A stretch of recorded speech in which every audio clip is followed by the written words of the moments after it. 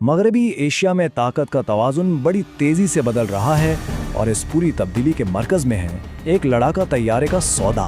لیکن یہ صرف ہتھیاروں کی خرید و فروخت نہیں، یہ ایک ایسی کہانی ہے جو اس پورے خطے کے مستقبل پر اثر انداز ہو سکتی ہے۔ تو آخر یہ ہو کیا رہا ہے؟ کیوں ایک ترک لڑاکا طیارے کی بات پر واشنگٹن میں تشویش کی لہر دوڑ گئی ہے؟ چلیں اس معاملے کی گہرائی میں اترتے ہیں، کیونکہ یہ صرف ایک طیارے کی بات نہیں، یہ ایک اسٹریٹجک پیغام ہے جو ریاض سے واشنگٹن تک پہنچ رہا ہے۔ اچھا، تو آج ہم کیا دیکھنے والے ہیں؟ سب سے پہلے ہم امریکہ اور سعودی عرب کے پرانے اتحاد میں پڑنے والی دراڑ کو سمجھنے کی کوشش کریں گے۔ پھر دیکھیں گے کہ ریاض کا نیا ویژن کیا ہے، کون سے طیارے ہیں جن پر بات ہو رہی ہے، اور اس سب کے پیچھے سودے بازی کا اصل فن کیا ہے۔ اور آخر میں ہم دیکھیں گے کہ یہ سب ایک نئے کثیر قطبی مستقبل کی طرف کیسے اشارہ کر رہا ہے۔ تو کئی دہائیوں پرانے اس اتحاد میں یہ دراڑ آخر پڑ کیوں رہی ہے؟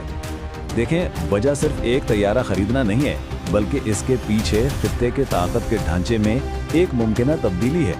سعودی عرب اب صرف ایک ملک پر انحصار کر کے نہیں رہنا چاہتا، اور اپنے ہتھیاروں کے ذرائع کو پھیلانے کی یہی کوشش امریکہ کے لیے تشویش کی وجہ بن رہی ہے۔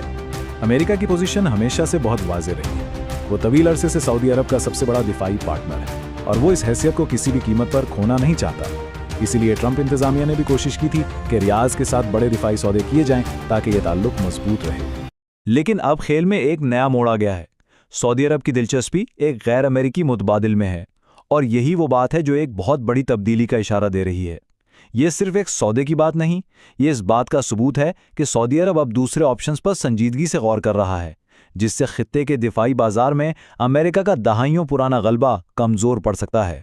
تو سوال یہ پیدا ہوتا ہے کہ ریاض آخر کسی اور طرف کیوں دیکھ رہا ہے؟ اس کا جواب ہمیں سعودی عرب کی ایک بہت بڑی قومی حکمت عملی میں ملتا ہے۔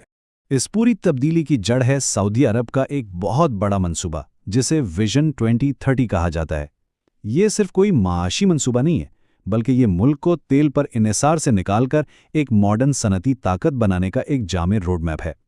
اور ویژن 2030 کا ایک بہت ہی اہم ہدف یہ ہے کہ سعودی عرب صرف ہتھیار خریدے نہیں، بلکہ انہیں اپنے ملک میں بنائے، یعنی دفاعی اخراجات کا کم از کم 50% حصہ ملک کے اندر ہی خرچ ہو۔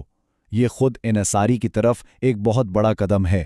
تو اب کوئی بھی ڈیل ہوگی، اس میں ریاض کی 2 شرطیں لازمی ہوں گی۔ پہلی، ٹیکنالوجی کی منتقلی، اور دوسری، مقامی سطح پر پیداوار۔ وہ چاہتے ہیں کہ ان کے پارٹنر صرف بیچنے والے نہ ہوں، بلکہ ٹیکنالوجی اور علم کی منتقلی میں بھی مدد کریں۔ تو میدان میں کون سے طیارے ہیں؟ چلیں ان 2 بڑے آپشنز کا جائزہ لیتے ہیں جن پر ریاض غور کر رہا ہے۔ ایک طرف امریکہ کا آزمودہ F-35 ہے، اور دوسری طرف ترکی کا جدید ترین